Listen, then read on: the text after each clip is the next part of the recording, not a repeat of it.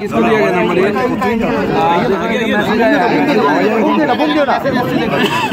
Verification code আছে। এই তো দাঁড়িয়ে আছে, ডান হাত দিয়ে ঠেলছে, কি করব? कितना क्या बताइए आपको? मेरा नंबर बता। 478942 478942 बोले सुनिए ना।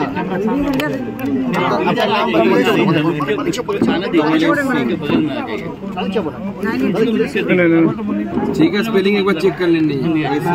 आपका date of birth 47/46 stand road stand road stand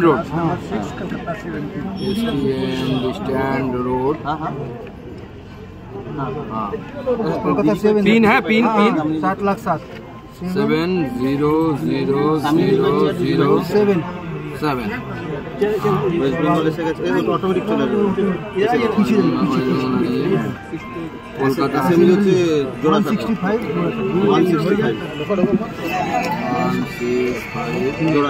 जोड़ा सा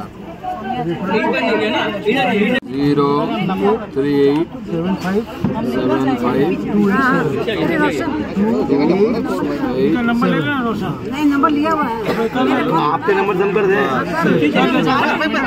बस बधाई हो 7 अभी निकली छोड़ दो तैयार सारा खत्म 17 हमको प्रसाद किना दिया मतलब আমরা গোটা বছর মানুষের সাথে থাকি, মানুষের পাশে থাকি। মাননীয় মুখ্যমন্ত্রী ভাবেন যে উনি একাই পরিশ্রম করেন, কিন্তু আমরাও তার সাথে রাজ্যের কথা ভেবে পরিশ্রম করছি। এবং শুধু তাই নয়, আজকে রাজ্যটা কোন জায়গায় পৌঁছে গেছে সেটা একবার ভাবুন।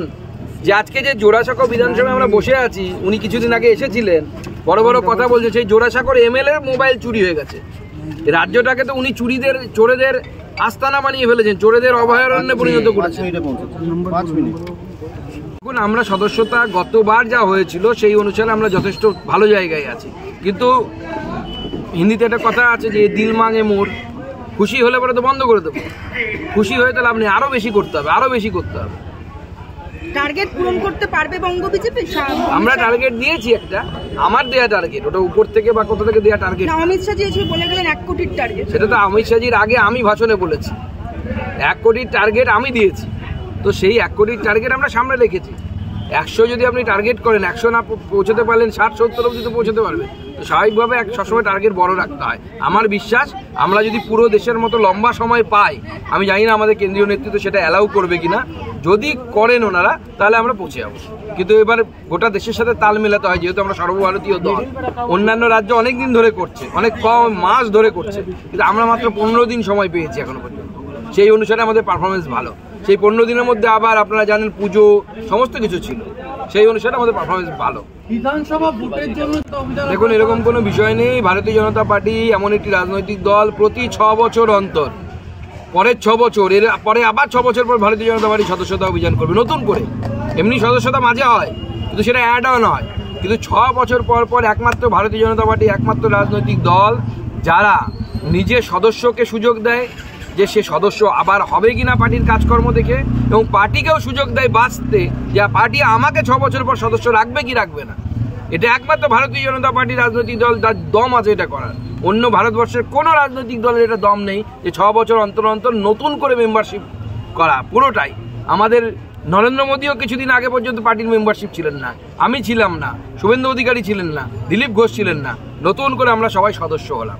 এই যে পন্থা বা এই যে পদ্ধতি, এটা একমাত্র ভারতীয় জনতা পার্টি পারে, এবং এটি আমাদের সাংগঠনিক পর্ব, সংগঠন পর্ব বলি আমরা।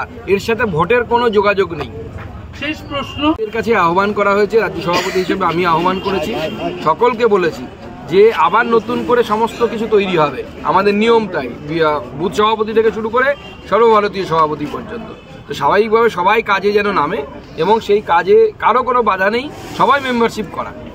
এটা উৎসবের মতো আমরা পালন করি মেম্বারশিপ। এর মধ্যে কে বসে আছে, কে উঠে আছে, কে জেগে আছে, সেটা হয় না। ধন্যবাদ।